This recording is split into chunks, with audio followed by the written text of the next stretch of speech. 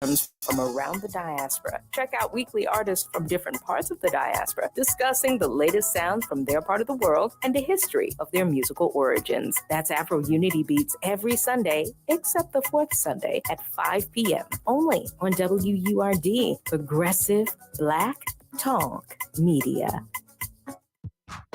Hi, I'm Tanya Pendleton, the host of Reality Check, airing Monday through Thursday from 10 a.m. to 1 p.m. on Word Radio. Join me as I talk to newsmakers and noisemakers in politics, sports, entertainment, culture, and tech. We'll take deep dives into stories from Philadelphia and beyond. Tune in at 10 a.m. Monday through Thursday on Word Radio for your daily Reality Check.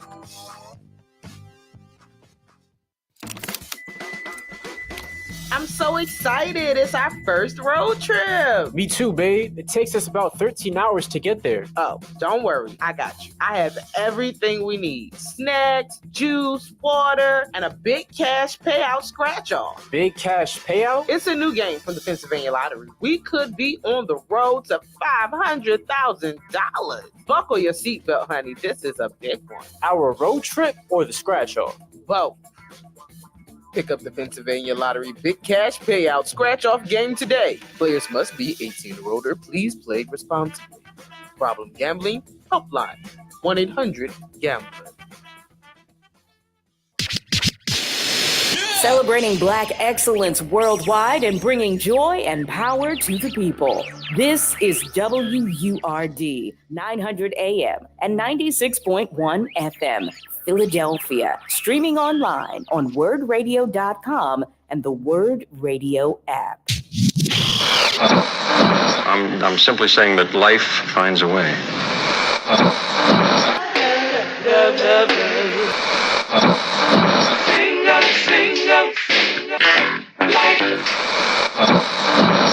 All right, people, write something on the board. Let's spell it. First letter. L. O. G. What's that? What? It's time. It's time to have real, honest, open, difficult, and inspiring conversations. It's time for Love and Life on WURD, Progressive Black Talk Media.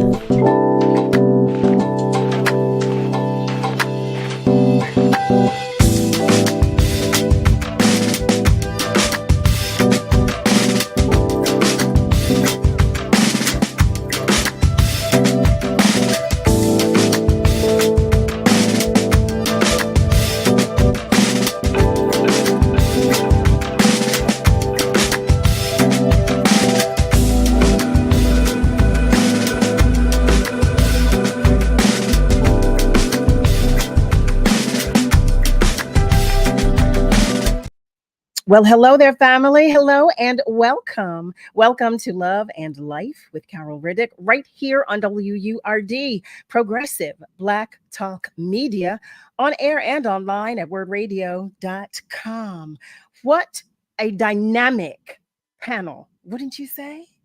So, family, you were previously tuned in to the panel discussion from AMP, the African American Museum in Philadelphia, with Keisha Lance Bottoms, former mayor of Atlanta, Georgia, and Joanna McClinton, the first woman speaker of the Pennsylvania House of Representatives. So the panel was titled An Evening Conversation, Shattering the Glass Ceiling, African American Women in Politics. And when I tell you, it was really, really, really good. It was moderated by the one and only Soledad O'Brien, CEO of Sobe Productions. When I tell you that I'm so grateful, I am grateful for the discussion, number one, and I'm grateful to each and every one of its participants. You know, I'm just appreciative of their candor and their demonstration of strength, and for them just sharing, you know, with their vulnerability. I really appreciated it. I really appreciate it. My appreciation has not stopped. I said that incorrectly. And as we continue to recognize Juneteenth and celebrate our freedom, what better conversation to have? There was none. There was no better conversation to have. I will share some information and quotes that stood out to me. Soledad asked about concerns about this upcoming election.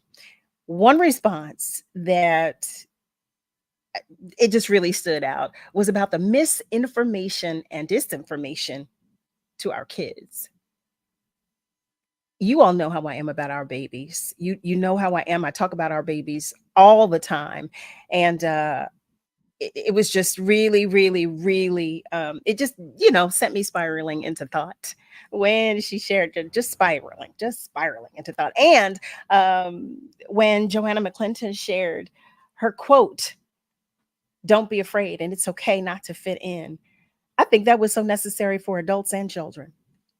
We have so many adults that struggle with that. And I thought that was it's necessary. Sometimes, we say, well, Carol, I know what you're saying. I know that. Well, you know what? Someone doesn't. Someone needed to hear that. Someone needed to hear that be said.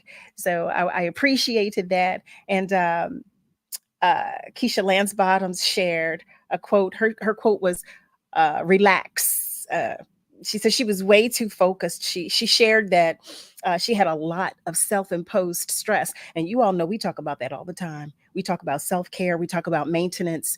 We talk about mental health. We talk about just trying to maintain and sustain just to get to the next day. So I thought it was awesome for her to share. You are not an imposter, she shared. You are extraordinary and you are worthy. That right there, I had to just take a moment of silence for that, because we all need to repeat that to ourselves. We all need to say that. We all need to not just say it, but we need to believe it. We need to know it, because we are. I tell you all the time, I love us. I do. I love us. We are an extraordinary people. We are. We truly are. Yes, we are. And then she shared a story about her aunt who was a fierce and fabulous force. Okay. All right. We're going to move on. But I just wanted to recap really quickly, because it was such a necessary discussion. It was it was just really dynamic. So I hope you enjoyed it as much as I did. Happy Juneteenth, family. That's right. Once again, I pray all is well in your world, as I do each and every day. And I do hope that you are staying cool and hydrated in this heat. Heavens to Murgatroyd. Oh my goodness. Now listen, family, for those of you who are joining us, let us know. We like to know when you're in the room. You can do so by giving us a call at 215-634-8065 or toll free at 1-866-361-0900. You can even call us toll free. And I just said that. Did I just say that? That's my excitement. That's what it is. I'm on 1,000 right now. Yes. Or you can even comment on our socials, because we love that too. Yes, you can. We just want to know that you're there. I do want to share with you, family, one of our own love lights was on the news today. I saw our very own Ron Armour. Ron, I saw you on the news today. Y'all can hear I'm on 10. You hear me, right? I'm sorry to scream at you, but it's just my excitement. I'm just so overwhelmed. He was interviewed at AMP's Juneteenth block party, and he spoke about the block party, and he spoke about celebrating Juneteenth, and he just spoke with so much pride. It was just wonderful to see him. He spoke about unity. It was awesome. It was really awesome. So kudos to our very own superstar, Ron Armour, who was on the news. What? Family, it's time for our Black History 365 moment. It's so interesting that today I had chosen Shirley Chisholm. Well, now, yesterday, I did mention a fact that was inclusive of Shirley Chisholm, but today was about her, and her name was even mentioned in the panel discussion. So look at that. Look at that. I shared yesterday that she was not the first Black person to run for president. She was, however, the first Black woman. But I'm going to repeat: unbought and unbossed. Those words ring loudly as a mere speck of Shirley Chisholm's legacy. Yes, they do. Born and raised in Brooklyn, New York, she became the very first Black woman elected to Congress in 1968. After 4 years as the New York representative for the 12th Congressional District, she announced her run for the presidency. In that moment, she became the first female candidate to run for the Democratic Party's nomination. While her life was endangered as she vied for our nation's highest office, she won a total of 28 delegates during her run. Family, that is today's Black History 365 moment. Yes, it is. I want to wish a happy birthday to all of our love bugs who are celebrating. Happy birthday to you. Yes, yes, yes. And I'm also sending extra love and hugs, as I always do, to you. If your light is shining even the slightest bit dimly today, from your entire tribe and village right here at Love and Life and Word Radio, we want you to know that we've got you, okay? You are not alone. You are so not alone. Okay. All right. Family, I see some of our love lights are checking in. Nasir is sharing peace and blessings. Hey there, Nasir. Happy Juneteenth to you. He shares happy Juneteenth as well. That's right. Malcolm is sharing that he's watching and listening from West Mount Airy. I love it. You know that message I love to see every day. Harry Wims. Hey there, Harry. He shares good evening, word family, and happy beautiful Juneteenth day. Oh, I love it. I love it. That's a hug to my heart. Eric is joining us and he shares, hey, everybody. How's everybody doing on this wonderful Wednesday? I'm enjoying Love and Life on my, all shucks, on my flat screen TV. By the way, YouTube. And he's commenting on Facebook. You know what? You better go ahead with your flat screen TV. I love it. I love it. I love it. So, family, we've been talking about dynamic women. I was sharing with you about the panel. Well, guess what? We have a dynamic woman in this hour with whom we are about to speak. She is an author. She is a professor, and she is a professional speaker. She's currently the Associate Dean of Personnel and Curriculum and Professor of History in the College of Liberal Arts at California State University, Long Beach. Her name is none other than Dr. Donna J. Nicol. And family, guess what? I invite you to the conversation with this exceptional and extraordinary woman. Well, hello there, Dr. Nicol. Hello, hello. Thank you for having me. It is a pleasure and a privilege. It truly is. I was sharing with Dr. Nicol before we began the program. Family, I was on 1000. So Dr. Nicol got to see me running to and fro. Y'all know how I can get. I was frantic. So she got to witness it in full speed. But it's a pleasure. It's truly a pleasure to be able to share you with our family members and to have you here on Love and Life. So, Dr. Nicol, I'm going to jump right in. If you don't mind, can you share with our family members just a little about you, where you grew up and all of that good stuff? Yeah, so I am a Compton, California native. So, everybody associates with NWA and stuff like that. But I was there before it became a group. uh, uh, and so I was raised in Compton. My family's been in the area. I'm a fourth generation Comptonite.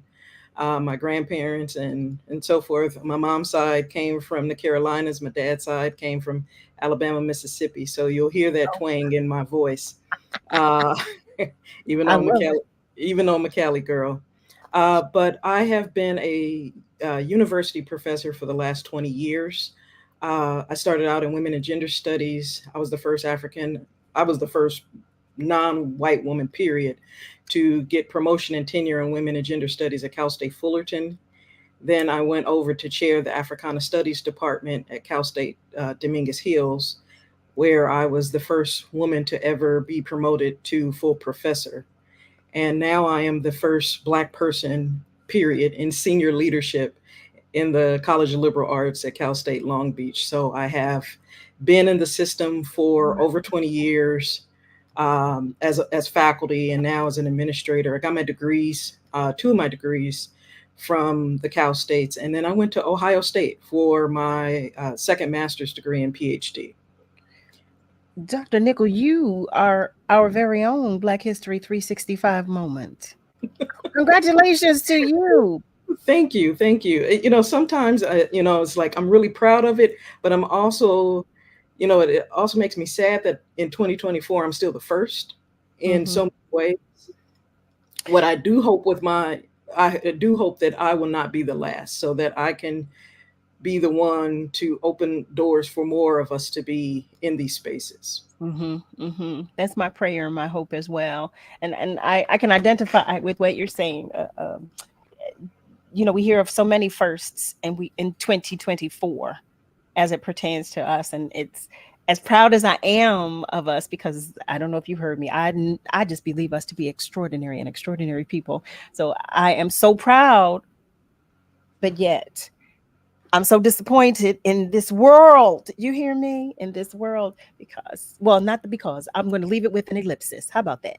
I'm just so disappointed at the same time. So I can identify, I can relate to that. I absolutely can. But we're happy to salute you, and happy to celebrate you and your accomplishments. And I too share the hope and prayer that, our those coming now will do better and can do better. Absolutely. Thank you.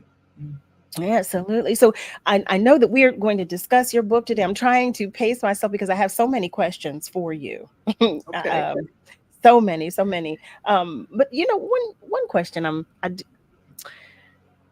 I put questions together to ask you, but I was thinking when I started reading about you, I'm curious to know about our male counterparts. And I have a question specifically as it pertains to them, but I'm looking at the time, and it's time for a commercial break already. Heavens.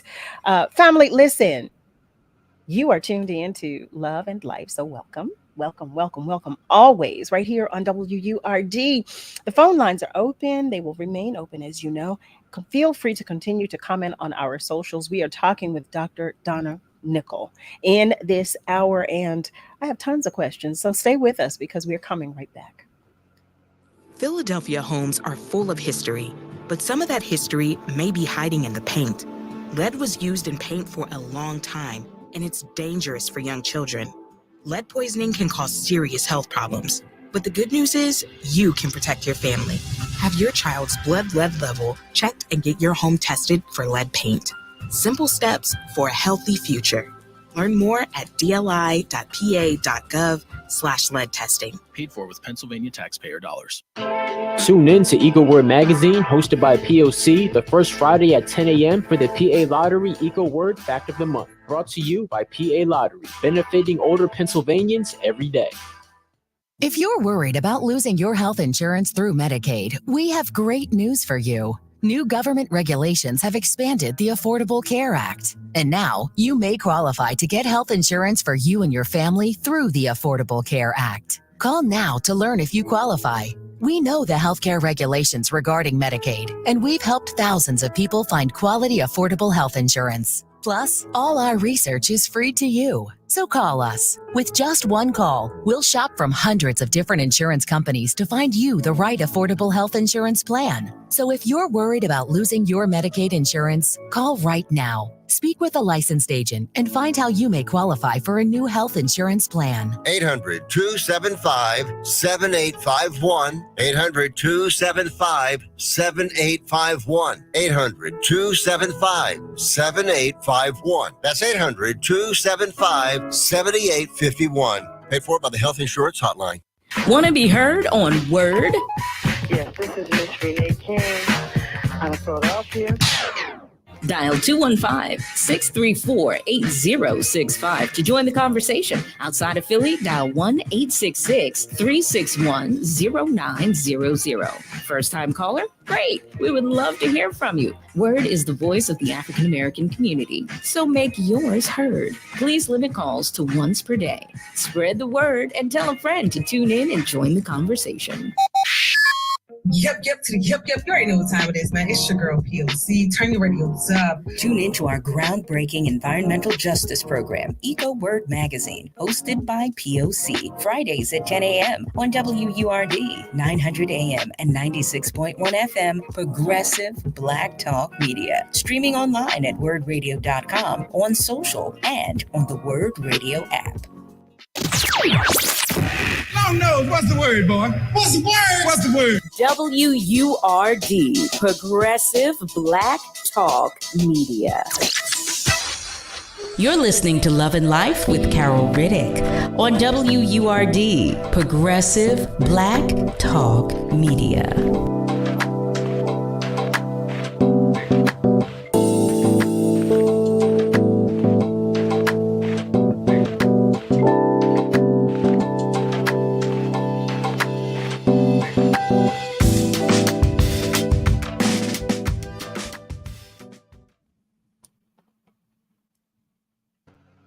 Well, hello there, family. Welcome back. You are tuned in to Love and Life with Carol Riddick right here on WURD. We are talking with Dr. Donna Nicol in this hour. And I was sharing just before the break that I've got a ton of questions, so I'm jumping right in. So, Dr. Nicol, I read that you are a wealth of knowledge on the history of Black women in higher education.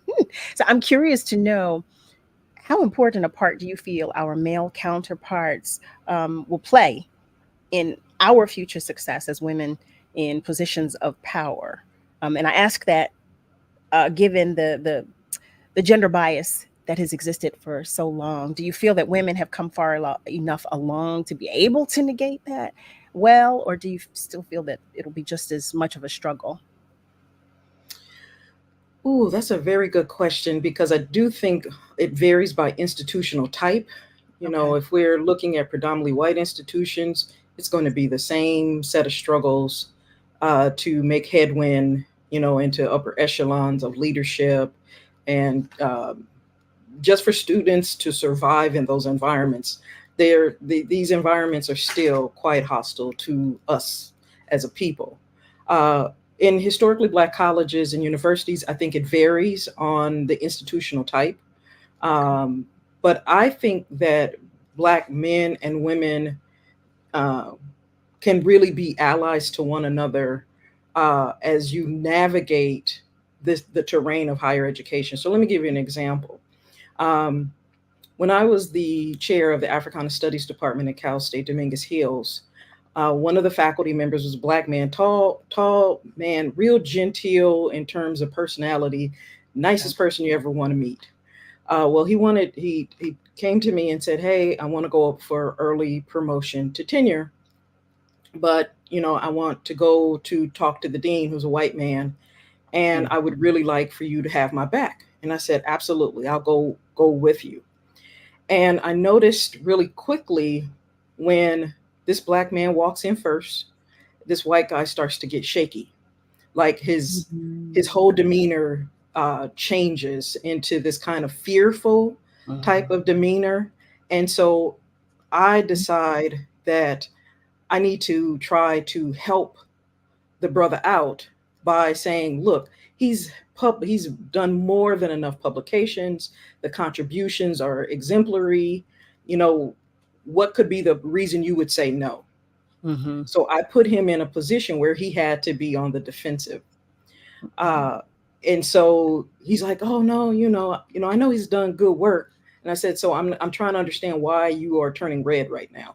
Why are you fearful of this Black man?" And he said, "Oh, I'm not afraid of him." And I said, "But you know, when you thought it was me coming to the meeting to speak on his behalf, you were really, you know, cordial and collegial. But when he came in, you got a little titchy and a little nervous." So that was just one instance. Or when academic senate wanted to pass a policy about gender discrimination, I said, "And you guys are not dealing with the fact that Black men experience gender discrimination because they are Black men." Men, exactly. And so they were all surprised, like, "Well, you know, you taught in women's studies, you know, you do your work on the intersections of race and gender." And I said, "Yes, the intersections of race and gender. I don't exclude one or the other, and I'm not going to exclude Black men from the equation." And so that type of coming together to support one another, because I was the tenured professor, I could use my tenure in such a way to support another Black person. And I think it's so rare now, because the way in which media, and particularly social media, presents the relationship between Black men and women is antagonistic all the time, that it shocks people when I'm coming to a brother's defense and he's got my back too. Oh, I know we're not supposed to use the word hate, but I strongly dislike that is the narrative, that the presented narrative. I strongly, and with an emphasis on strongly, dislike Yes. that. Yeah. Understood. So I want to pivot and talk about your book because I know we don't have you for very long. I'm curious to know Black Woman on Board, Black Women on Board. I love, love, love the title. What, first of all, can you tell us your inspiration for writing the book? Yeah, so I actually was looking through a photo archive for anything I could find on an organization that my grandmother created called the Office for Black Community Development back in the 70s. Um, and it was an organization that was to deal with food deserts in the Black community back in the 1970s. And I was a little girl at the time, and I helped my grandmother open the first Black food co-op in the projects in Watts. So I was looking to document that. And I just stumbled across this photograph of a Black woman who was standing in regalia, and it said, Trustee Dr. Claudia Hampton, appointed by Ronald Reagan. I said, what? That Ronald Reagan, that same Ronald Reagan that basically said he didn't like Black people? That Reagan? That same, that same one. That same one. And so I did what any, good researcher would do. I Googled her and to find out if I could see anything about her, and found out that she was the first Black woman trustee in the California State University system. And that she served on the board. She was the second longest serving. She served on the board for 20 years. So that meant she was reappointed by 4 different governors. And so that's the inspiration, was really to start to document something, my own family history. And I kind of stumbled across this woman by happenstance, and it just kind of grew legs from there, because I found at the bottom of this box an untranscribed interview with the woman. And I said, well, let me transcribe and see what happens. And it turned out to be a 6-hour interview. I didn't realize it was that long. And once I transcribed it, I said, I've got at least an article. I might have a book. And so it's been a long time coming. It's been a long project. But yeah, that's the inspiration, was to document my grandmother, and then it kind of moved on from there. But it's a necessary one. It's so necessary because, I mean, as we are talking about the hope that we have for our youth and our young adults and those coming after, it is so necessary because I say it all the time, we don't know our history. We do not know our history. And if we don't share it, they won't know. They won't know. And it's so important. Well, you already know. I'm telling them, but tell you stuff you already know. But it is so important. So thank you for taking the time to do the research and to document it and to share it with us so that we can, expand our knowledge, because it is so necessary. I do want to pivot for one moment. Family, I see that you are commenting. Malcolm is sharing happy Juneteenth. I do see. And Harry Wims shares congratulations to you once again, Dr. Nicol. I cannot believe our very own Black History 365 moment. Our love light, Miss Julie, she shares Juneteenth celebration. As was said, much work to be done. Dear Lord, protect those who are currently in torment. Major heat, yes, yes, yes, yes. You're talking about, Lord, we also need to continue to aid and assist those who are working and advocating in our best interest. And she shares, it's good to be in the company of educators that defend their colleagues and enrolled students. Thank you, Dr. Donna Nicol. It is a pleasure. So why do you feel it is important for Black women, specifically, to hold positions of power in higher education? Yeah, so, Claudia Hampton being the first Black woman trustee is important because she, not only was she the first, but because of what she did with being the first.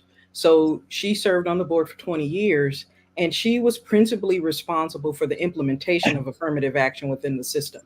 There were all types of barriers thrown in her way that would prevent affirmative action from being implemented. It's not enough to have the policy.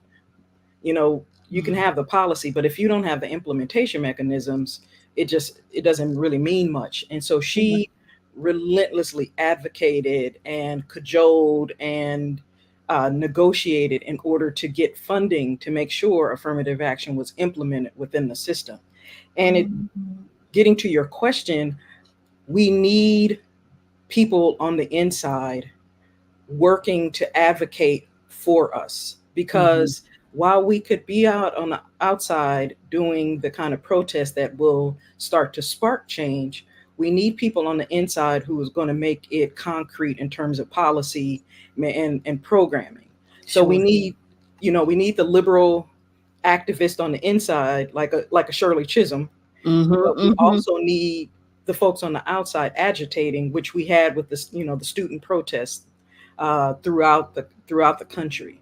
So one of the reasons why I think this book is really important is that it comes at a time when Black radicalism is really popular, because there's such a backlash against the civil rights movement and a backlash against affirmative action.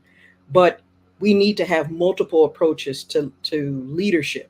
So it can't just be Black radicalism. You also need a Black pragmatism working together. Agreed. We pitch them as opposites, but they actually can work together. We're talking about Dr. Claudia Hampton, and you shared she was advocating for affirmative action.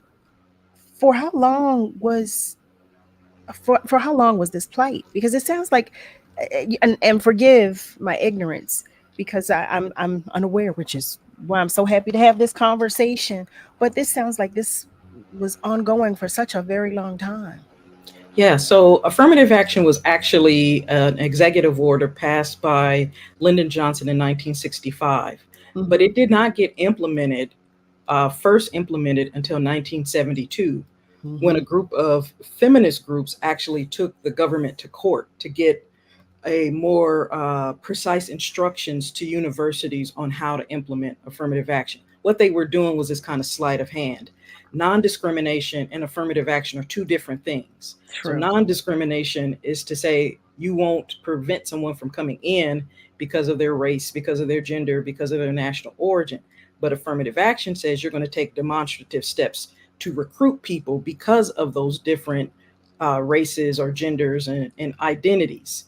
And so what universities were doing was enforcing non-discrimination and saying it was affirmative action. And that's how they were trying to sidestep the law, until feminist groups started to sue them. So in the Cal State system, they had neither a non-discrimination policy nor an affirmative action policy until Claudia Hampton came in 1974. 1974. I was going to ask how, I'm so glad you said that. I was just, that was my next question to ask you about how she effected change. 1974. Yeah, and it did not apply to student admissions until 1980. That's a long time, Dr. Nicol.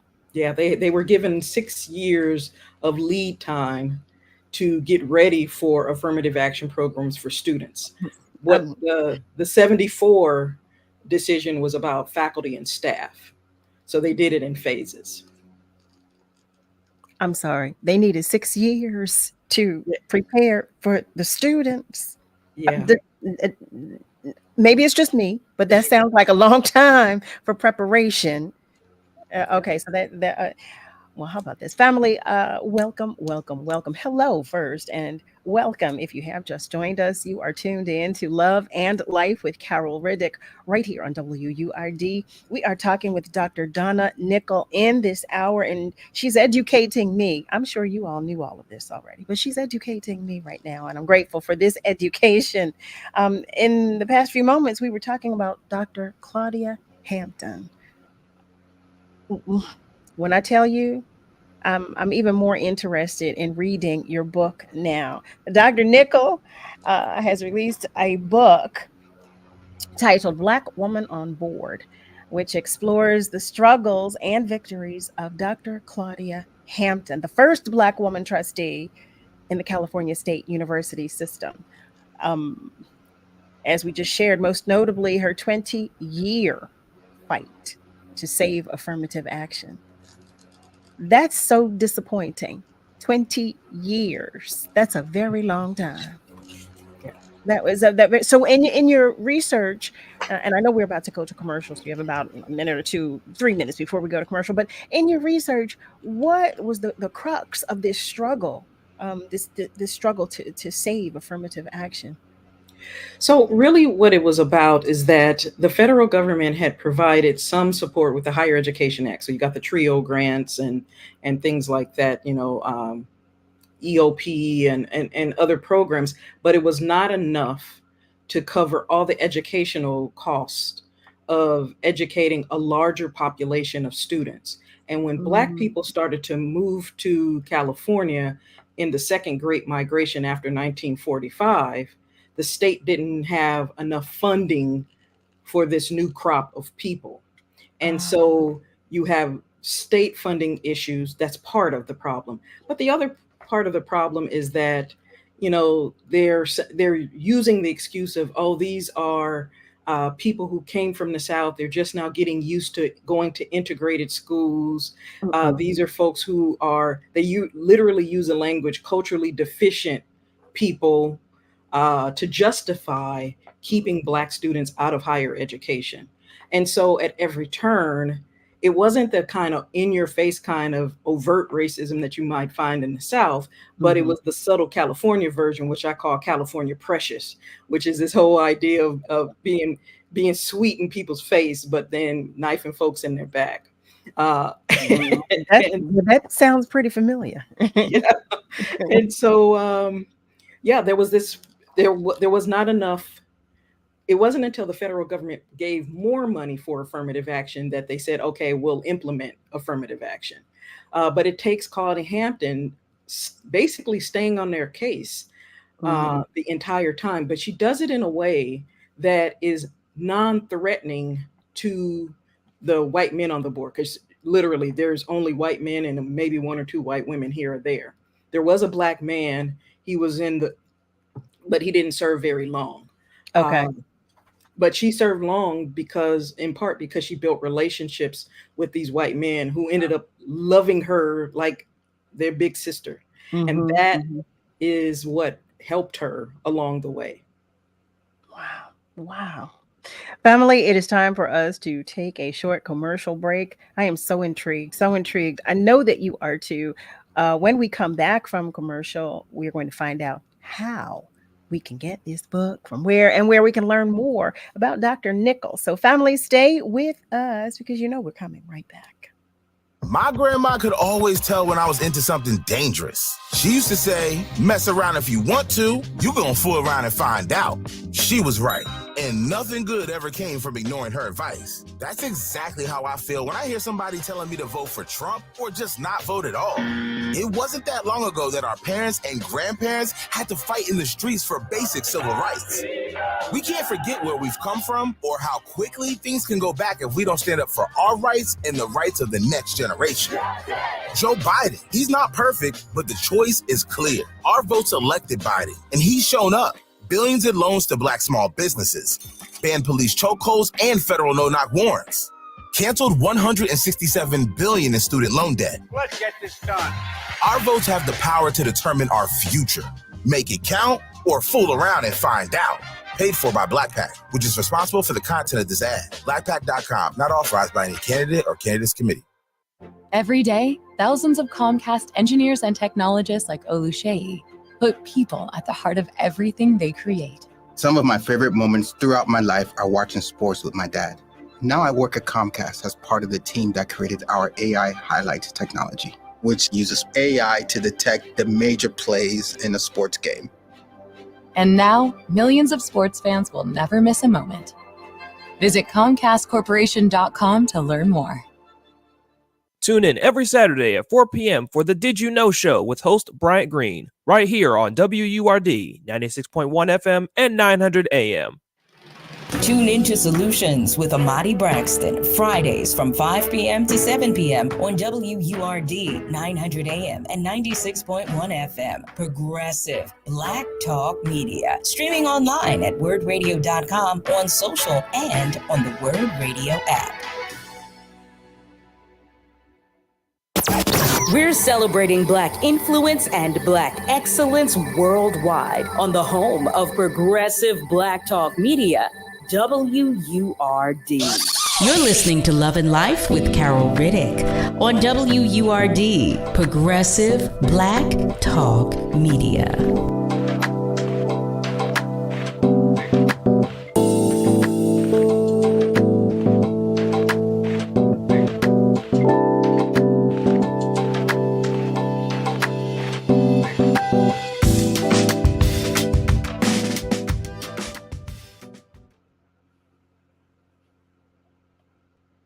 And we are back. Welcome back to Love and Life with Carol Riddick, right here on WURD. We are talking with Dr. Donna Nicol in this hour, and we've been talking about her book, Black Woman on Board, which explores the struggles and the victories of Dr. Claudia Hampton. You say, who is that? Well, I'm going to tell you. She was the first Black woman trustee in the California State University system. I am intrigued. I want to know more about her because until I read and did research on you, I was unaware. I was so unaware, and we just can't have that. We just can't have that. So, Dr. Nicol, how do we find out more about you? How do we find you? How do we acquire a copy of the book? Yeah, you can go directly to my website, which is DonnaJNicol.com. And you can go directly on the research page, and that's where you can access the book. You can actually also hear Claudia Hampton in her own words. I have audio from the tapes that I was able to transcribe. And so you can hear her and hear her passion, for the work that she did. And I do want to say this to the audience. I've been asked over the course of promoting the book, well, what does it matter if affirmative action was killed in California in 1996, and then the Supreme Court got rid of it got rid of portions of it last year with the Supreme Court decision? Well, one, understanding the kind of machinations of conservative philanthropists to try to get rid of affirmative action is really, really important for us to understand in this current moment. So I also study conservative philanthropy. And the last chapter of the book details how the impact of getting rid of affirmative action in California. So our Black student population cut almost by 50% with the erosion of affirmative action. In the city of Los Angeles, supposedly so diverse, Black people used to represent 15% of all government contracts. Now that affirmative action is gone, we represent 0.23% of all government contracts held. So, what's coming down the pipeline for other states that are just now being affected by the Supreme Court decision is that we're going to have to rethink how we do higher education, public service kind of work. What are going to be the workarounds? And you really do need to understand how funding from outside groups impacted the politics in California, just as it's affecting the Supreme Court decision that just happened. One of my articles was actually using an amicus brief in this last court case against the guy who was going after affirmative action, because I follow his money. So I track who's his funding sources. He wasn't an attorney. He was just a guy who was a conservative activist who gets paid to go after. He's the one who went after the Black women in the Fearless Fund who were giving away those grants. And so all of this is interconnected, getting rid of the influence of Black people in 4 key areas. And this has been mapped out. So it's education, it's the courts, it's politics, and media. And so if you can control those 4 institutions, you basically have a lock on everything else. Where? Go ahead. I'm sorry. No. Please. Yeah. So education was the first battleground. And so you see the culture wars of the 1990s that was trying to get rid of Black studies programs. And so this is all of this talk about anti-CRT and anti-DEI. This is an old conversation that's getting repackaged over and over again.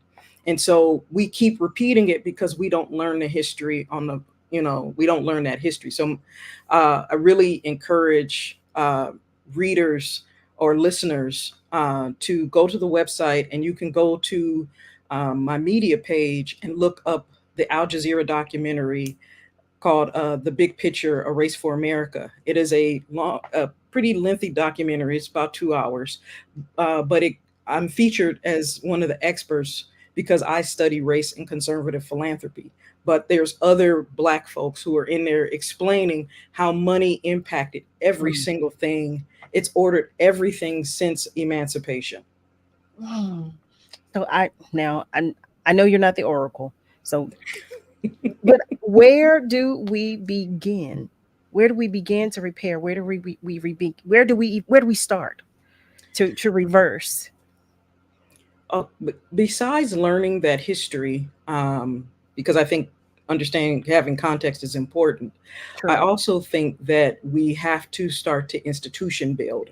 And we did that for many years. In Philadelphia, you had the Free African Society that, created mutual aid societies. You had the AME Church that was doing institution building, creating historically Black colleges like Wilberforce in Ohio and, Payne Seminary in Texas. So going back to institution building is absolutely critical for us because we can't depend solely on state funding, even for HBCUs. We can't rely on that. And we're going to have to start donating to our own institutions instead of saying, well, I don't know if, what those Black people are going to do with my money. It's like, well, you know what the other group is going to do with your money. So why not invest in your folks? I would. Can you repeat it with a bullhorn? No, I when I tell you, because we are so negative when it comes to us. We're so negative when it comes to supporting us, and I've often, I struggle with understanding why and how, and why it continues, how it continues, because it's deeply rooted. Yeah, and there's that quote that says, "As soon as we gained our independence, we began to commit suicide."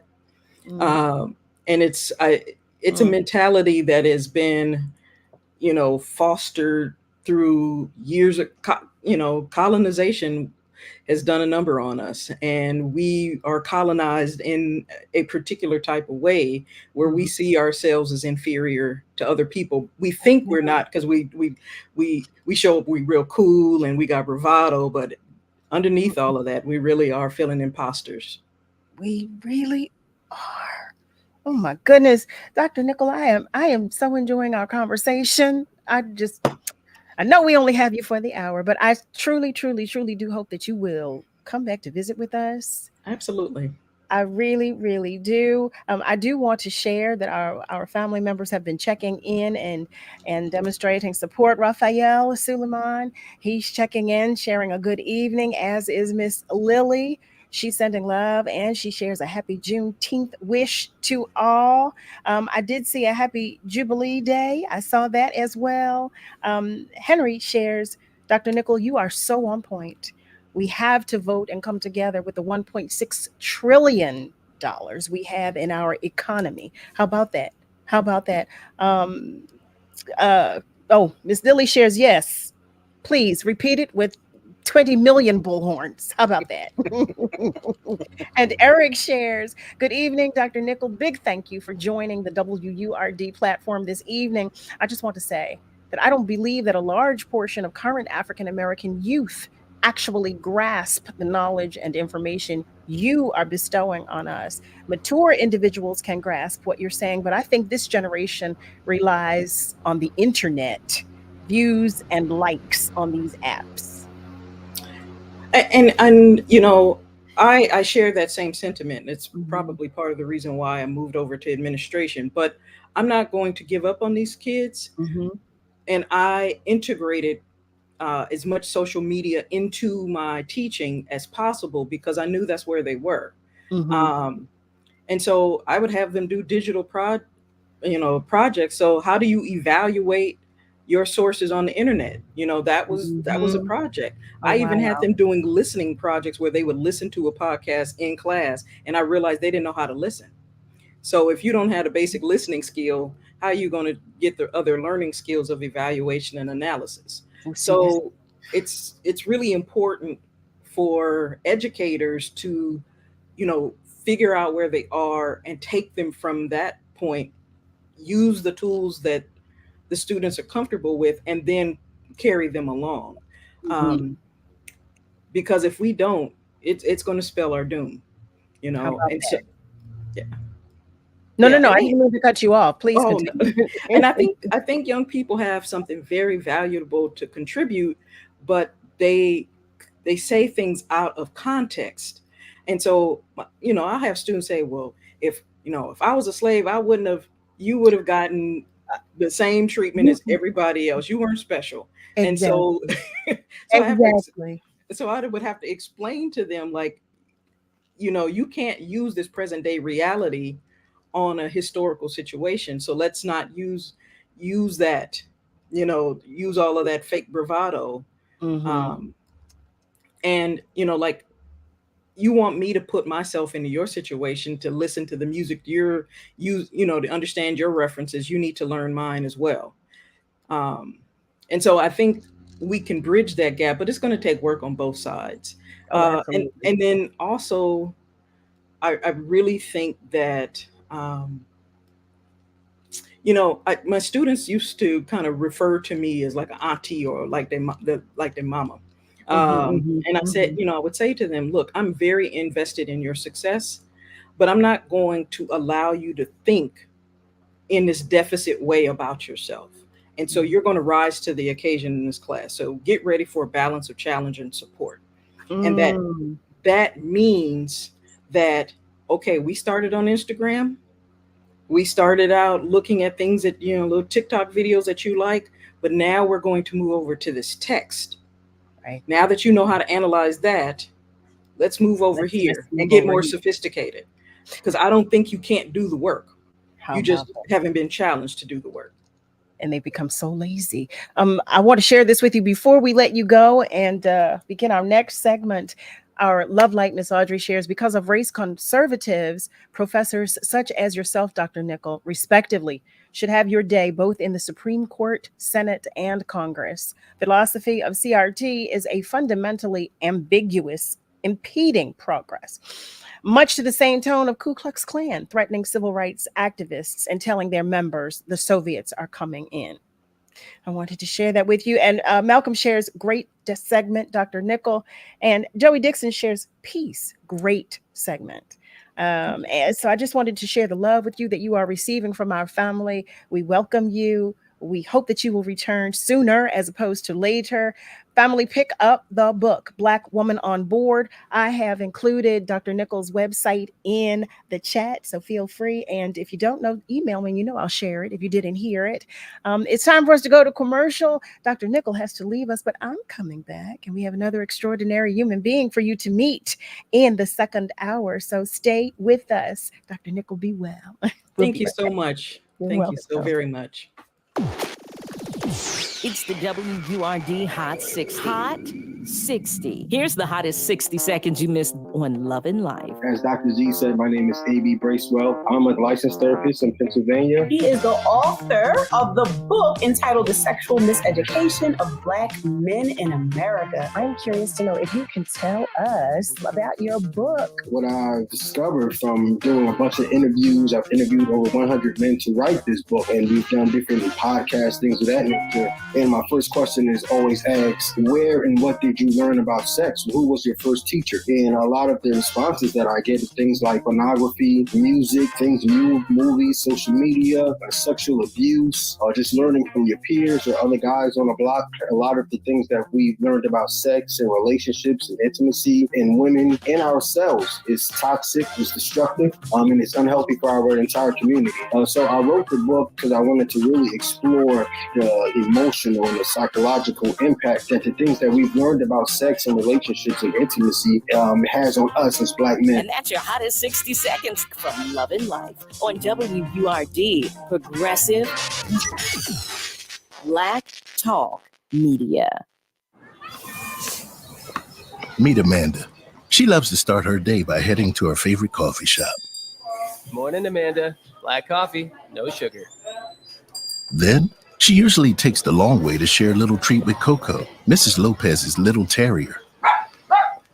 And when Amanda arrives to open the Keystone First Wellness and Opportunity Center, Mr. Freeman is always there.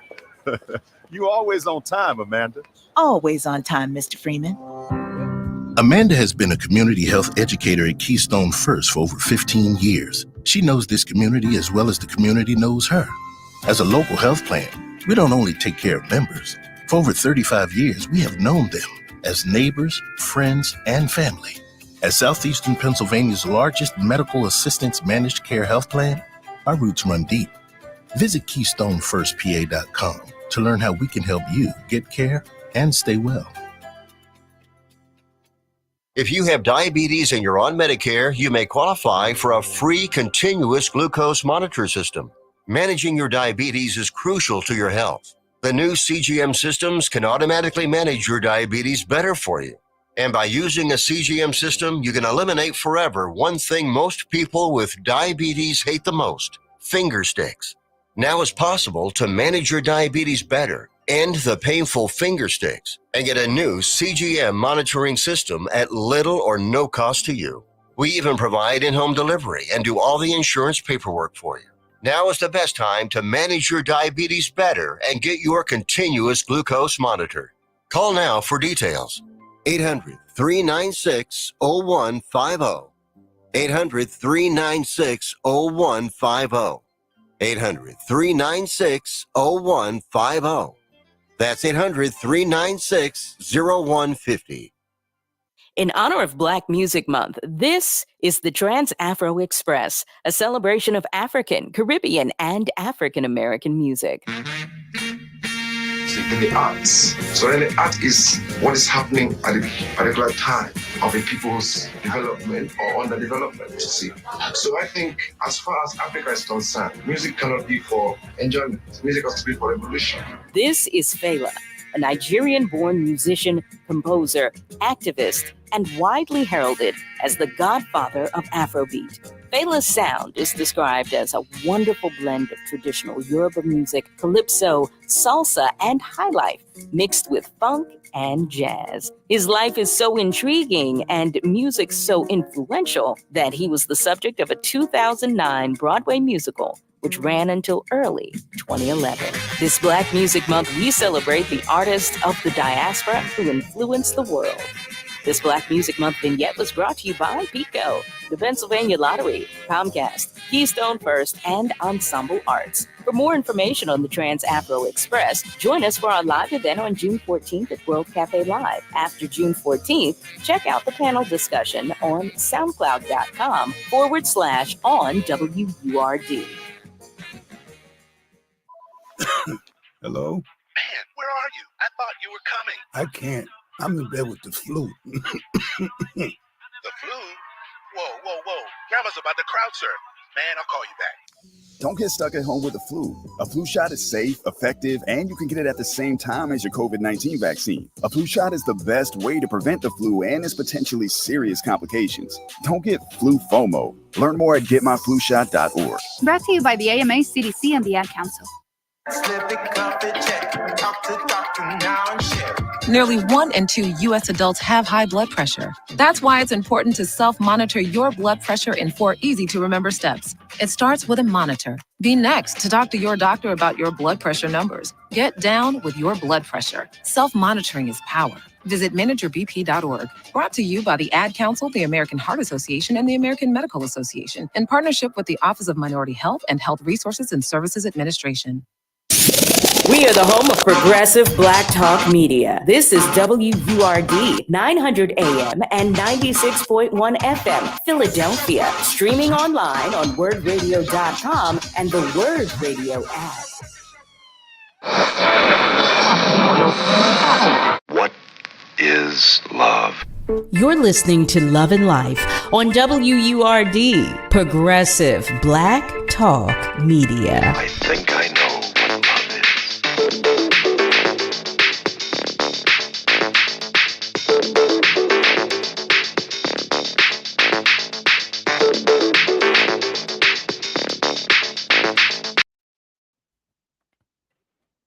Well, hey there, family. Welcome back. Welcome to the top of the second hour of Love and Life with Carol Riddick, right here on WURD, Progressive Black Talk Media, on air and online at wordradio.com.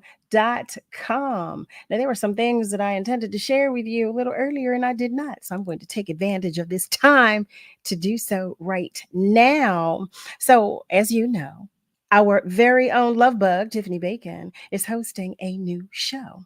Tune in to Breaking Bread every Sunday, where Tiffany will broadcast from a different restaurant, eatery, or chef's kitchen, where delicious delights and curious conversation are on the menu.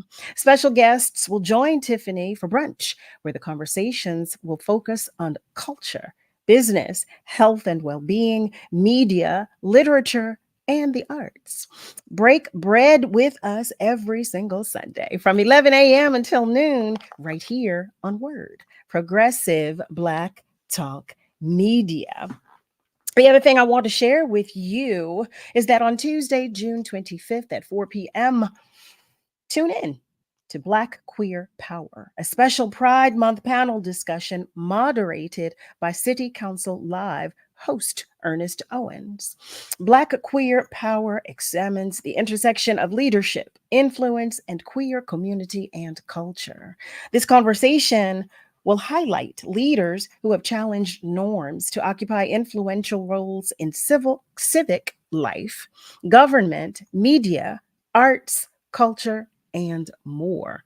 It's a lot, y'all. It's a lot. Oh my goodness. We'll be talking to state representative candidate Andre Carroll, Reverend Naomi Washington Lephart, performer icon Ebony Fierce, unpacking show hosts Malachi Stewart and Eric Cole, and others who are leading authentically as out and proud Black change agents in Philadelphia and beyond. Family, tune in on Tuesday, June 25th from 4 until 7 p.m. on Word Radio and watch live on Word TV via Facebook, Twitch, and wordradio.com. This program is brought to you by Comcast. I so hope that you have enjoyed the conversation that we just had in our first hour. I thought, today I'm grateful to Niall for having brought Dr. Nicol our way, but I thought, you know what? There's no better way than on Juneteenth to talk with some even more powerful individuals every day. When you all know, I tell you we're all extraordinary. I tell you every single day I believe us to be extraordinary. But I so enjoyed the conversation with Dr. Nicol, and I know you're going to enjoy the conversation we will have in this second hour. Before we proceed, one of our love lights is on the phone. Hi there, Tyrone. Tyrone is calling in. How are you today? Happy Juneteenth to you. Happy Juneteenth, my sister. And my baby had just got out the car. We just stopped by Booker's because she's getting ready to leave me, I'm getting ready to leave her. Let me say that a little different. What do you mean? Well, her birthday is May 24th, and mine is June 23rd. So we stayed 70. Well, we still 70 together, but we always, stay a month together. We're at the same age.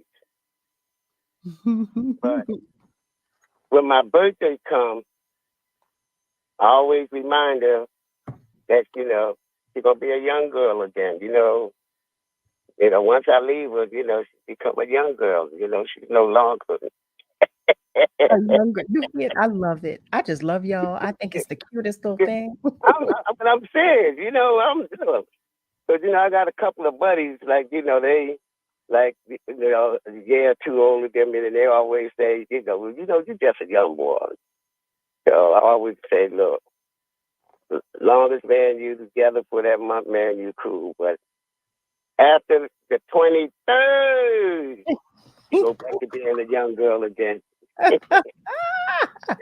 Very quickly, but can I just quickly go back to your conversation the other day? Night before last, when y'all was talking about looking for love. Can I respond to that? Absolutely. And the reason I want to respond to that, because you kept asking Nick, well, Nick, where do you go? You know, what would you do? And Nick, he was cool. He was like, you know, I ain't putting my card out there. You know. But let me just say this, and I'm gonna say this as seriously as I can. You know, me and my baby, we've been together going on 59 years. And again, like anything else, you know, you have your ups, you have your downs. Mm-hmm. But Absolutely. one thing that I learned, and she was 12 and I was 13, you can't go looking for love. So you was asking that question, where do you go? You know, love has to find you. Because see, if you go out looking for it, then there's going to be all types of apprehensions, meaning that, you know, what you're looking for. But then, and I'm telling you, everything that you think you're looking for is just something you think you're looking for. It may not be what you're looking for. So I'm just want to just make this quick comment on that. Ladies and gentlemen, don't go out looking for love. Let love find you. That was a powerful statement. And because, again, even with being in this relationship 59 years, you know, I've just seen it, you know, on a number of occasions, you know, folks going out trying to find, but you ain't going to find it because there's too many dynamics that you have to deal with when you're looking for something. But when it finds you, it's you know, that's what makes it happen, because you're not looking for it, but it found you because it's meeting what your expectations are. And can I also quickly say how we met? Please share with us how you met. Because, you know, when you asked my man, he said, I think they were together 47 years, and he said he fell in love with at first sight. He sure did. He sure did. She was 12. I was 13. And I happened to be walking down the street on her block. And I walk on this block all the time, because she lived right across from the YWCA, right there on 17th and Christian. And then Mary Anderson. So every day I was at Mary Anderson or walking through that block. As a matter of fact, they had the candy store right there on 18th and Christian. Okay. One day I was just walking down, and I don't know why I was looking down on the ground, but I looked down, and boy, here come these olive oil legs. Olive oil, you did not. Olive oil legs. These patent leather black shoes with the bobby socks that flips over. You know them bobby socks that flipped over back there. Oh my goodness. Look, I was like, what is this? See, I was in love with olive oil, because anytime you have two men fight to death every day for her, she must have been special. Tyrone, oh my goodness, you are a mess. You are a mess. Look, here you go. This is the end of it. I'm telling you, I'm like falling apart. And I was a gangster back then. You know, I'm a little guy, but, you know, I just one of those that always had a chip on my, you know, on my shoulder, because, you know, I just, my cousin said I was a terrorist, but I thought I was a bully. She said, you ain't a bully, you was a terrorist. I used to just mess with people. And that's why I thank God for the new life. So here you go. I was looking up, right? Okay. Just looking these bodies that. And when I looked up, my baby had this Angela Davis bush, and it had blocked out the sun. Her pretty little face, that Angela Davis bush, and I mean, it had blocked the sun out. And I looked at her, and I was like, and that was it. oh, God, who is this? That's all it took was that Angela Davis afro. That's all it was. That was love in that afro. Tyrone, listen, She blocked out the sun. I think it was that. But it was the legs. It was the Oliver legs and them patent leather black shoes and them Bobby socks that flipped over. Look, you remember the outfit. Oh, you said those patent leather shoes, that afro, and those olive oil legs. I love it. I don't need, you know what? That's it for me. That's it. That's it. The olive oil legs. That gets me. Hey, look, we went together for one day, that day, but we broke up that night because she didn't like the guy I was, but I was her protector for 3 years. Wow. 3 years, because when she became 15 and I became 16, you know, we was very, real tight. And she didn't know I was her protector because I made sure that everybody knew I love that I was her protector. And I asked her, can I go? And look, I asked her, can I go? I said, can I stand another chance? And she was with her two girlfriends, right? I remember that. Can I stand a chance? I remember that. And her two girlfriends looked at her and she looked at me.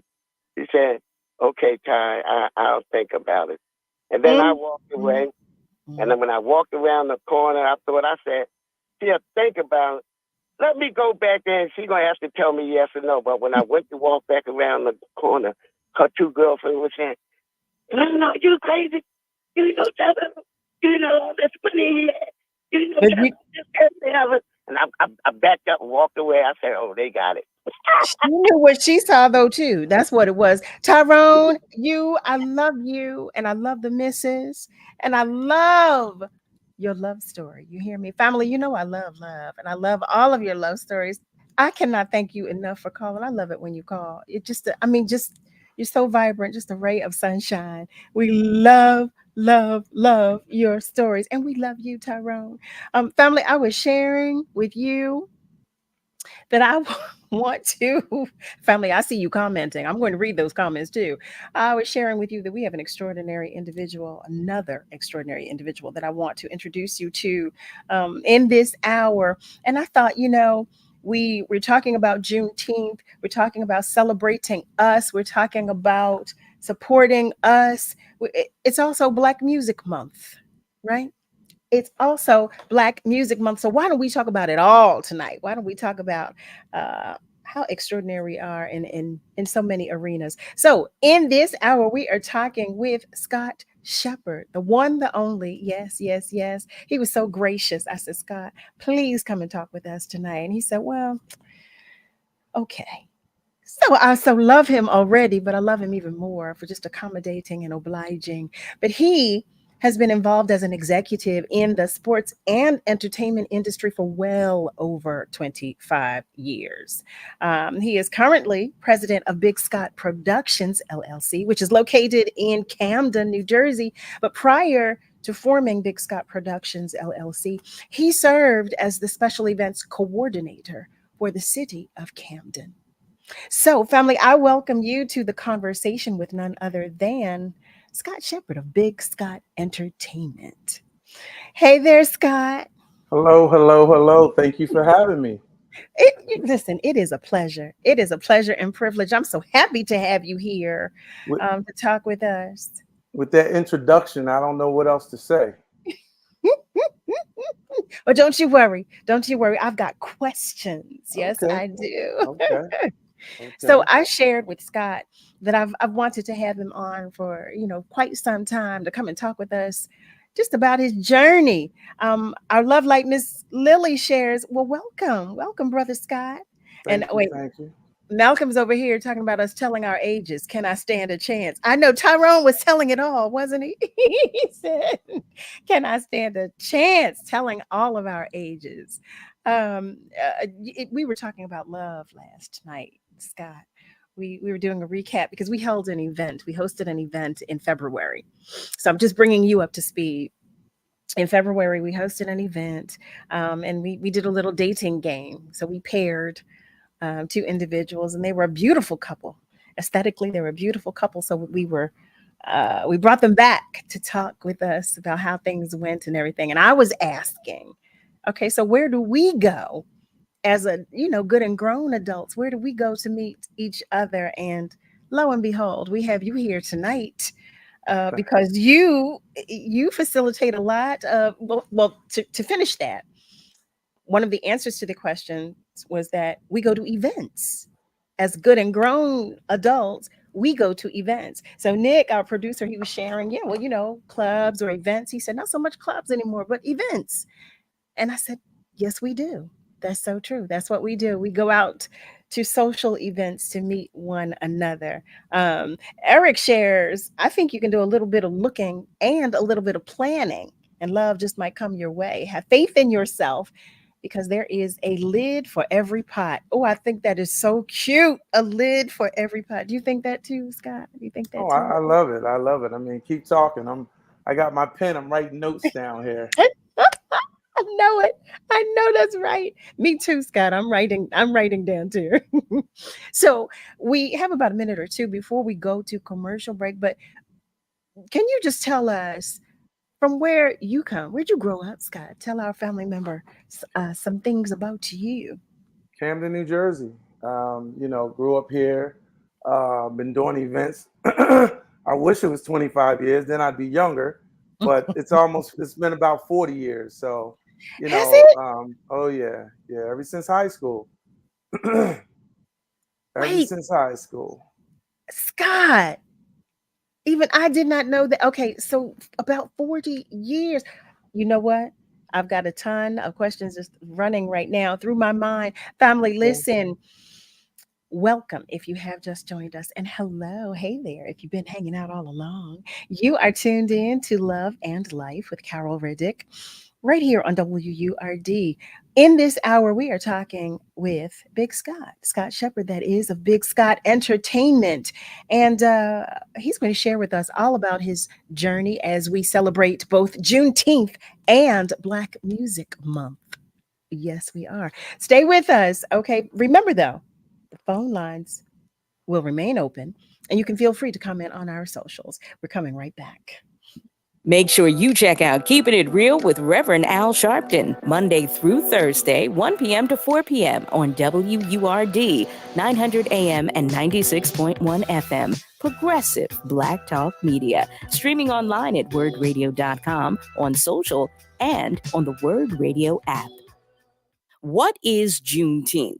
Picture it, the American Civil War, 1863, January 1st. The Emancipation Proclamation declared freedom for enslaved blacks. However, the proclamation could not be implemented in areas still under Confederate control.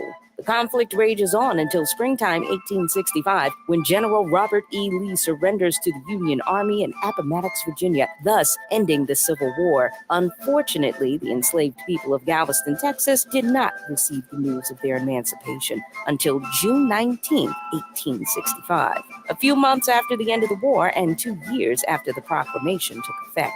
For the Black community in Galveston, Texas, June 19th became Freedom Day, Juneteenth.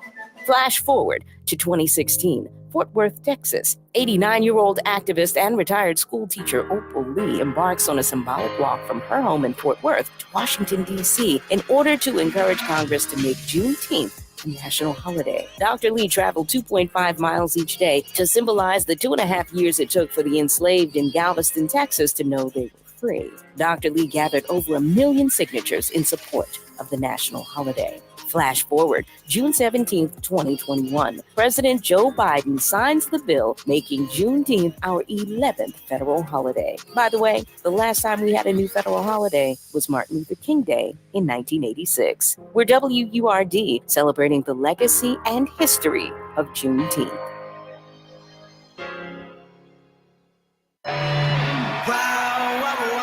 New Jersey's got a lot of summer wow. We got your under the sun wows.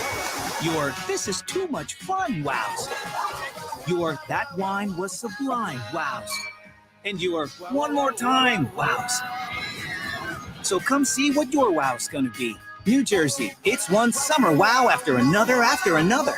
Find your wow at visitnj.org. New Jersey, little state, lot of wow.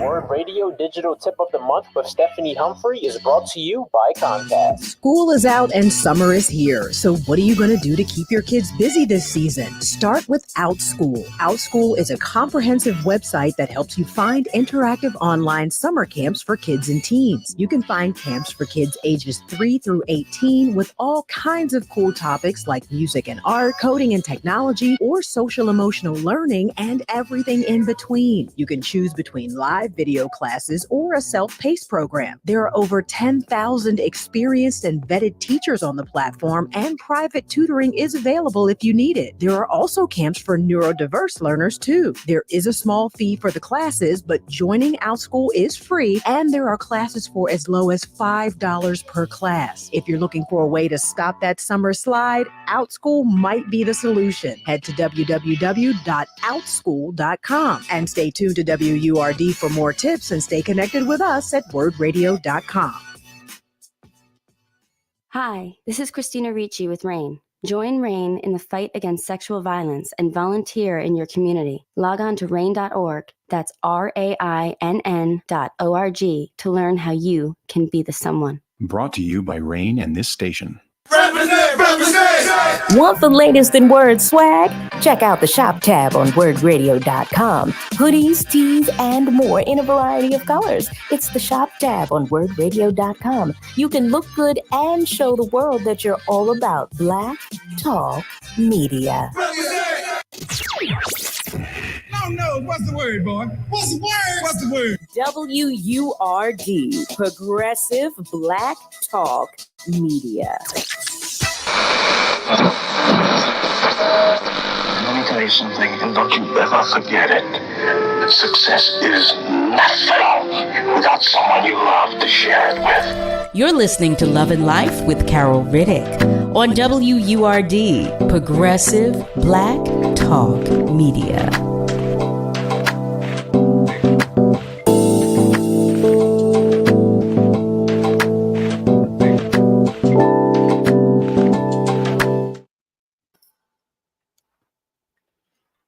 Hey there, family. Welcome back. You are tuned in to Love and Life with Carol Riddick right here on WURD. We are talking with Scott Shepard of Big Scott Entertainment in this hour, our beloved. So I was sharing with you some misinformation, actually. I shared that he's been an executive in the sports and entertainment industry for well over 25 years. And Scott corrected me and said, no, it's been about 40 years. Scott, you're too young. You're too young. You're a baby. What are you talking about? Yeah, you made me tell my age there, but yes, you are right. No, what's the wait? So in high school, was it always a passion of yours to be in entertainment? You know what it is? I remember doing like security. It was probably in like the 10th grade, and I did security for a couple of events. And then when I did it, I was like, why am I doing this when I can do this whole thing? And one thing led to another. We were doing $5 parties. We did this big party back in the day with the Beastie Boys, Just Ice, Schoolie D. The list went on. It was at Rutgers University, I think in 1986. And it was a group of us. And when we did it, it was just a really great event. But I said, I do better doing it myself because I like doing things a certain way. And it's kind of hard to adjust to what everybody else wants. So at that point, I just kind of broke away and started doing my own thing. So you were able to customize and tailor events the way you saw. So that was an entrepreneurial spirit. That's what that was. You said, but why entertainment? Why was it entertainment? I love entertaining people. I love showing people a good time. I love the idea of being in control of putting it together where when folks come out, they really can enjoy themselves. Um, it's just, I guess growing up as a kid, I watched my family, my father, he loved music. He played the piano. My mother, she liked singing opera, you know what I mean? So it was like just watching them gave me that inspiration. I would go over my sister's house, her husband, he would play the oldies for goodies, like I think every day of the week. So, just being around it, I grew to love it. And I realized that music just makes people happy. You know what I mean? And some of the music today, I think, is geared in the wrong direction. And I think for us, we got to teach people this. We got to teach our young people this is entertainment. Don't try to make it a part of your life. I see a lot. I see a lot of that. Yeah. That's a good point. Yeah. That's a very good point, actually. When looking at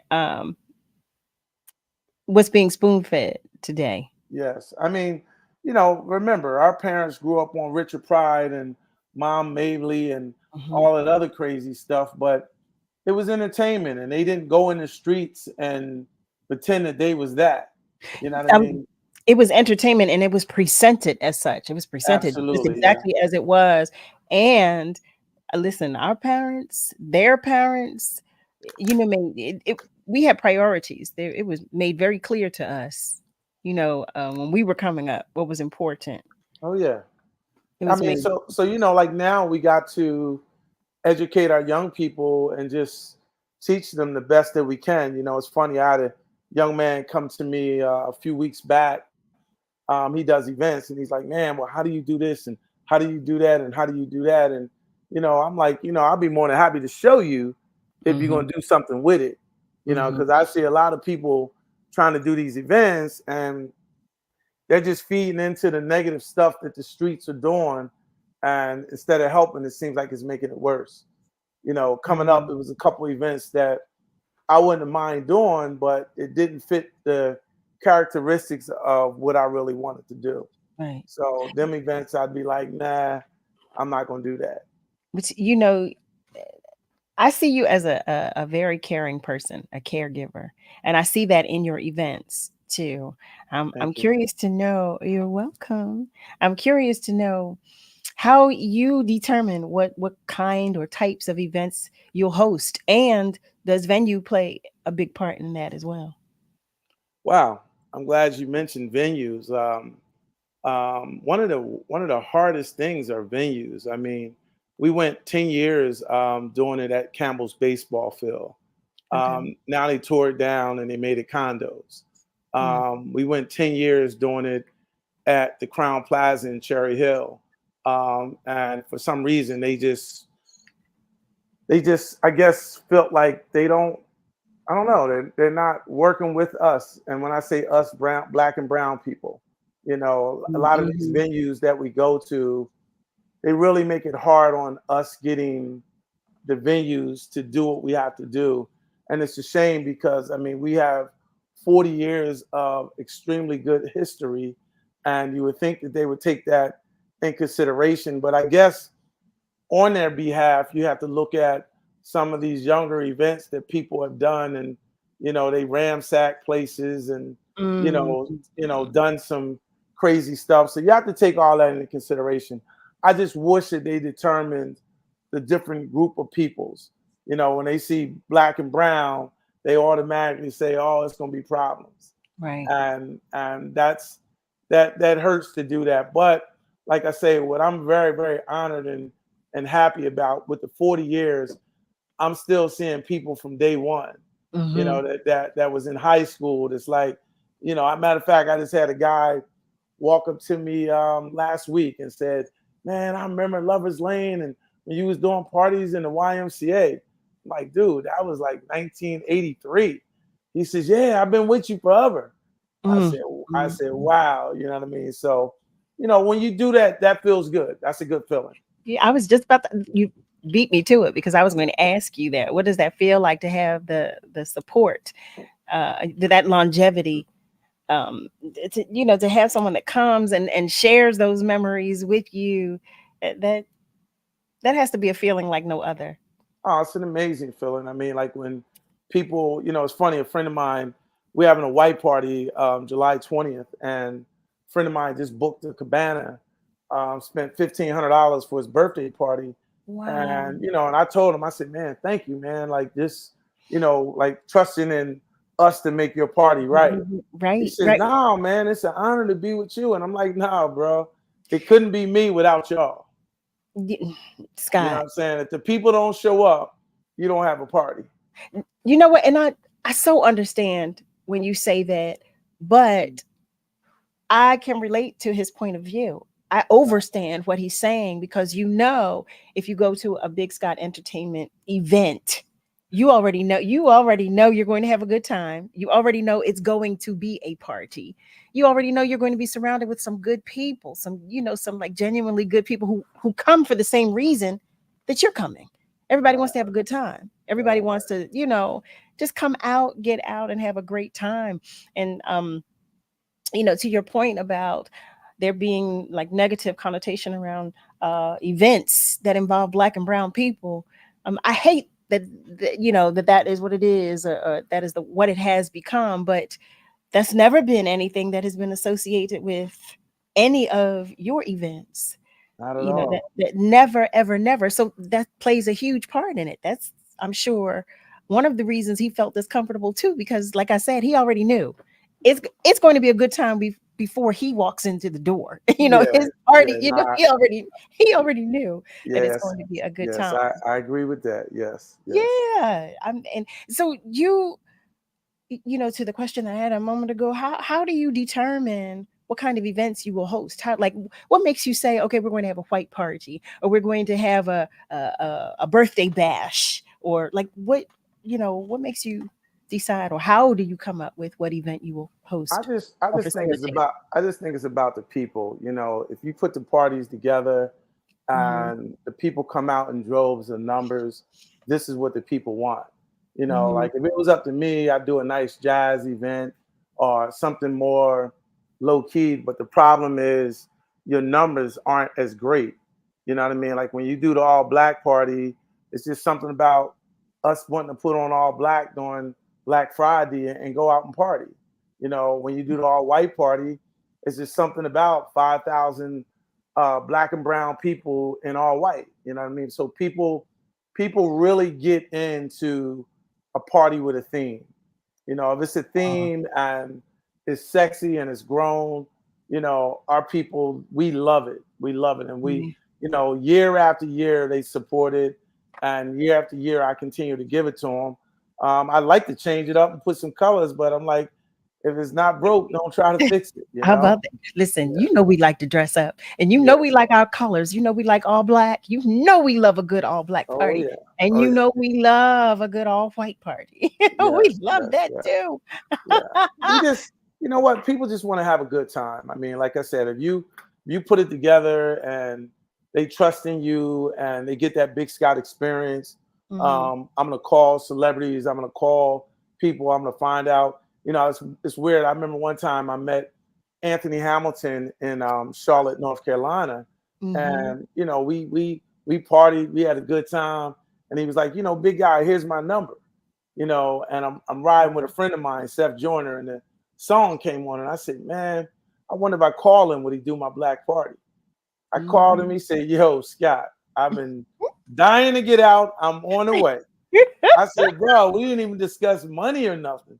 He said, man, listen, we have such a good time.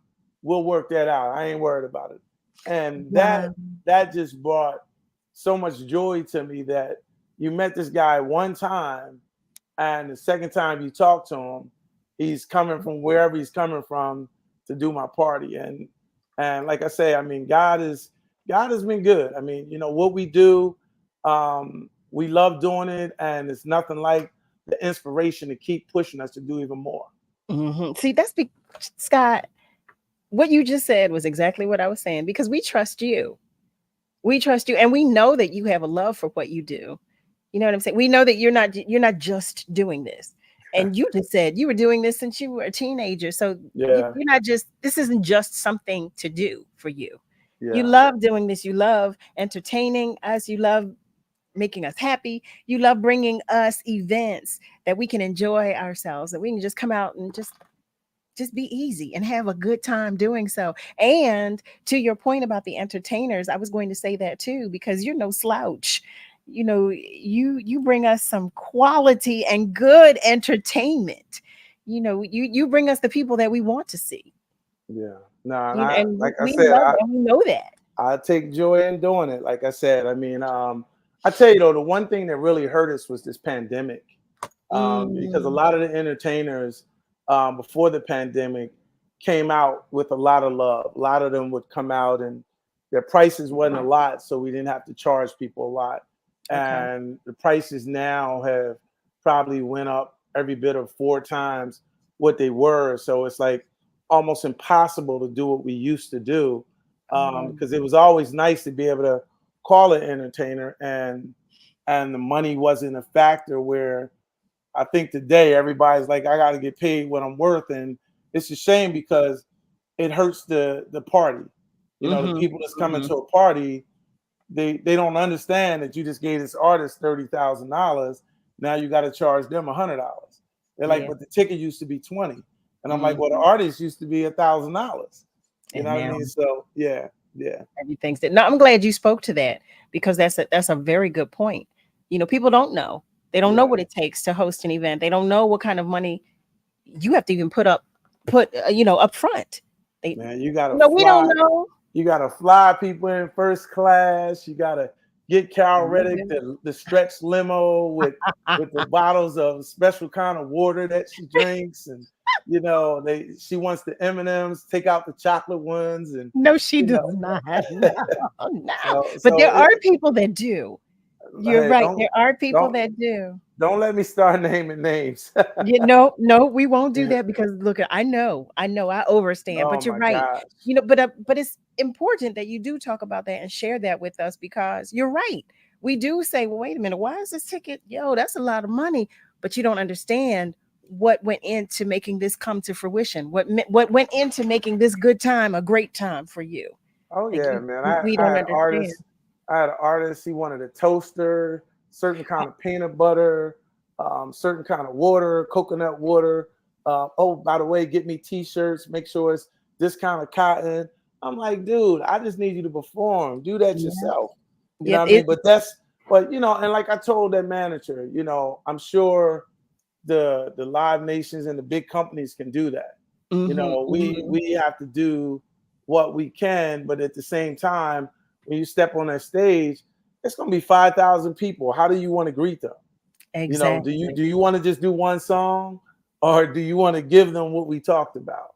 You know what I mean? And a lot of times it's just down to. Yeah, you go back and forth with it. But like I said, I love it when it's all over and I can look back at it. It's a blessing. Family, Scott, I'm going to put a pause for one moment. I don't want to, but we have to take a commercial break. When we come back, I'm going to the phone lines. James, I know you're there. Hold tight. We're coming to you. And family, I do see that you're commenting. We're going to share those comments with Scott as well. But stay with us, because we will be right back. In 1910, Black farmers owned more than 16 million acres of land. 1 century later, that number sank to under 3 million. What happened? On Tuesday, June 25th at 5:30 p.m., attend a special screening of the documentary film Gaining Ground, The Fight for Black Land at the Pennsylvania Convention Center. This film explores the problem of Black land loss and efforts to reclaim it. The screening will be followed by a panel discussion led by WURD's own Solomon Jones. This event is free and open to the public, but you must register by going to wordradio.com/Gaining Ground. Unable to attend? Tune in to Word Radio on Friday, June 28th at 4 p.m. for a rebroadcast of the panel discussion. This event is presented by the Legacy Reclaimed Project in partnership with the Philadelphia Department of Records. Go to wordradio.com/Gaining Ground to attend the free screening of Gaining Ground, The Fight for Black Land at 5:30 p.m. on Tuesday, June 25th at the Pennsylvania Convention Center. Philadelphia homes are full of history, but some of that history may be hiding in the paint. Lead was used in paint for a long time, and it's dangerous for young children. Lead poisoning can cause serious health problems, but the good news is you can protect your family. Have your child's blood lead level checked and get your home tested for lead paint. Simple steps for a healthy future. Learn more at dli.pa.gov/lead testing. Paid for with Pennsylvania taxpayer dollars. Tune in to Eagle Word Magazine, hosted by POC, the first Friday at 10 a.m. for the PA Lottery Eagle Word Fact of the Month. Brought to you by PA Lottery, benefiting older Pennsylvanians every day. Freedom Sounds of Jazz is still the best jazz on Friday nights with your hosts in the mix, Aquila and Jonathan Bay, every Friday night, 10 p.m. until 12 a.m. Only on 900 a.m. WURD, where we promote Black Talk Radio.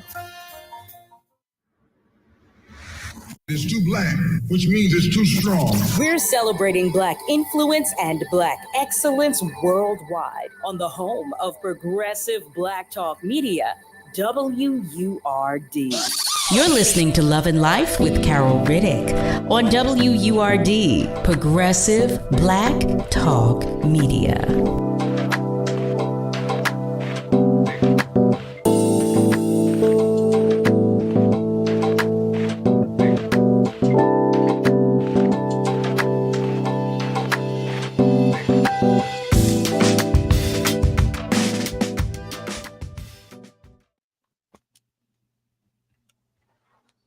Well, hey there, family. Welcome back. You are tuned in to Love and Life with Carol Riddick right here on WURD. We are talking with Scott Shepard of Big Scott Entertainment in this hour. We thought, why not celebrate Juneteenth and Black Music Month all in one episode tonight? So we're talking about entertainment, we're talking about production, we're talking about it all. I did share that we were going to go to the phone lines because James has been hanging out waiting to talk with us. James, thank you so much for calling and welcome to the conversation. Yo, what's up, family? Hey, James. How's it going, Miss Carol? My brother. How you doing, James? Enjoyed the festivity this past weekend. Kid and Play, I heard, was down at the African American Museum. Missed that. The block party. Yes, I saw them on the news. And I'm so sorry I missed it. I know it was off the. I know. Well, how could it not be though, right? Kid and Play. You know, Carol, you already know. Fast forward, y'all. My brother, with the talent that you have, as far as the future parades, the festivities. Now, personally, next year, God willingly and beyond, as far as celebrating our culture, I would like to see lions, tigers, and bears. Wait a minute. Thinking to the truth. You know what I'm saying? You want to see lions and tigers and bears? As far as the celebration, the parades, the true culture. You know what I mean? Wait.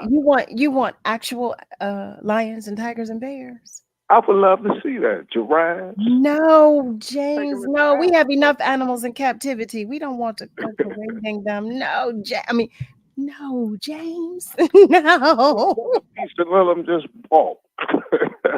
Just kidding. Oh my goodness, James! Thank you for that. I love you all. Though. I love you all. Oh, we love you more, James. Thank you for calling. But y'all, family, y'all tickle me. Y'all just tickle me. James talking about he wants to see lions and tigers and bears. Cut it out, James. Family, I see your comments. We see from Camden, New Jersey. You share thank you to Scott and thank you for Scott, and we echo that. Joey Dixon shares happy Juneteenth. Say stay smart, stay free, and vote. One love and jazz to you. Eric shares to the comment you made, Scott, about those parties, that sounds like those Power 99 parties he used to go to at the Stardust Ballroom back in the day. Nowadays, things pop off at venues over a bunch of nonsense. Malcolm, I'm going to beat you with a wet noodle. You're talking about James is tripping. Yeah, James, he is. Talking about lions and tigers and bears. Harry shares he loves your theme party. He loves theme parties. He shares, how about a Hawaiian party? Okay. All right. And then he asked, Seth Joyner, the football player? Absolutely. Number 59. One of the it. best linebackers to play for the Philadelphia Eagles. I love it. That's our guy. He'll be in town tomorrow. Oh, will he? Yes, he does his TV show. You just know all of the celebrities, Scott. You just, you know. I know the right ones like you. How about that? Yeah.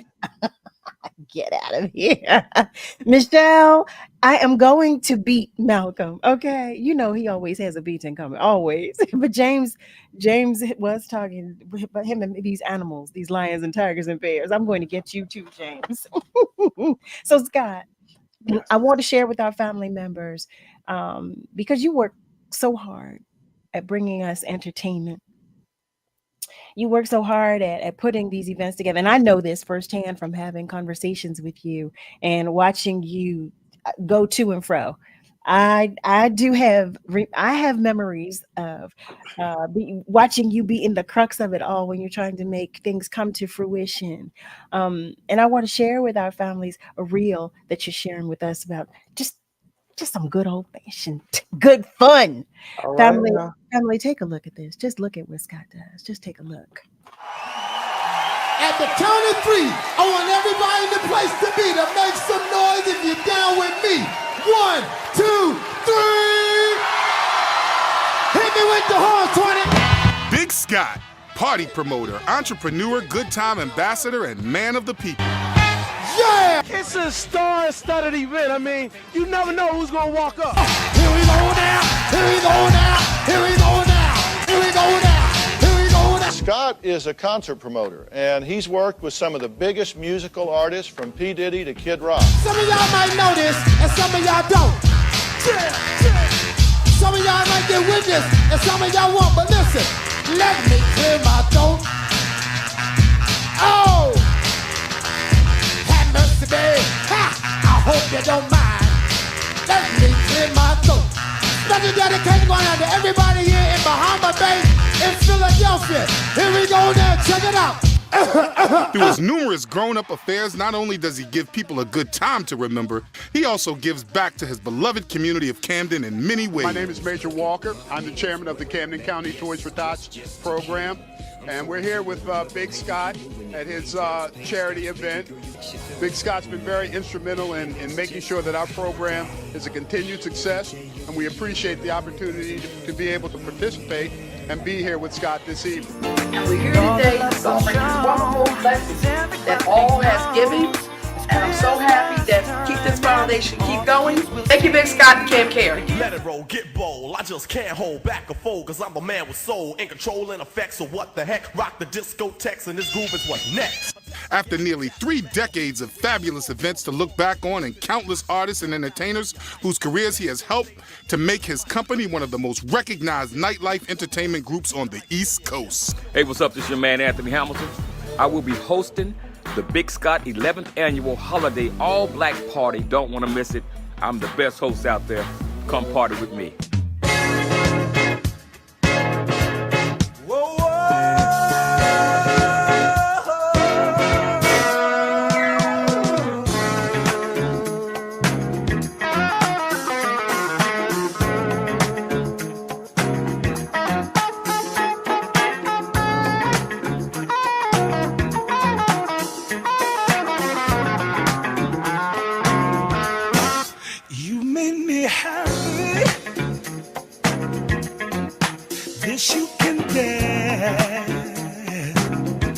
What up, y'all? Ted Lover, Big Scott all-white party. It's going down. The alumni's on stage going in. Special eggs. Chub Rock. 1990, shut rock jumps up on the scene. Lean in a pocket full of green. The green doesn't symbolize I made it on the top, but RoboCop last year was a shock. The tone of the Popeye cut shook your butt. Kids are screaming, the media says what? Jersey's finest, Big Scott. That's what it is, man. My man, pots and pans on the scene, but the record machine is Big Scott, the man to see if you want to be in. I like that. The great Jerry Blabby. I'm Patine. I'm Aja. We kindred the family soul. That's Big Scott. Y'all know what it is. Why wasn't you here?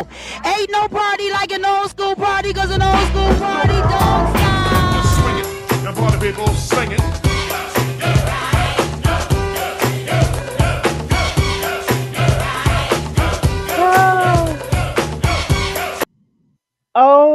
OMG. That's all I can say is OMG. When I tell you, I'm ready to go to a party. Look at this. Michelle, she said, now that's how grown folk party. Oh, yeah. Malcolm said, now, yes, those were some good times. That's what I'm talking about.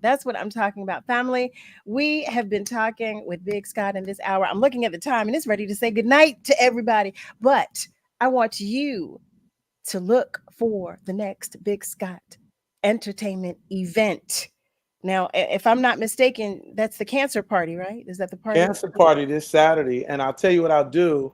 If they go to bigscott.com, they can leave their email and we'll put them on the guest list. We'll put like the first 10 people on the guest list from your listening party.